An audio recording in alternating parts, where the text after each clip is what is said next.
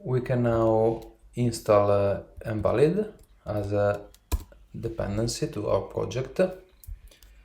We can double check it in package.json. Yeah, there we go, it's here.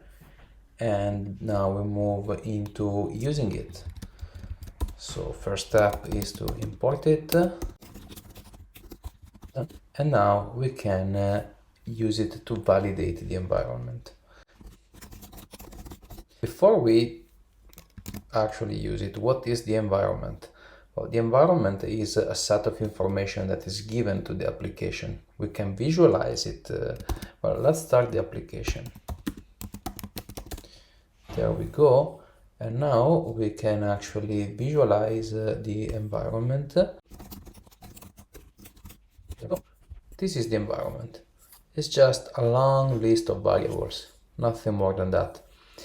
We don't need all these variables, but we want to be sure that some variables are there. That's what Envalid does.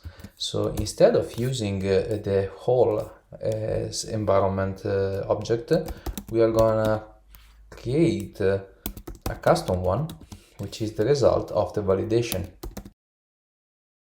Clean env from Envalid, to whom we pass the full environment and our rules. So this object here represents our rules.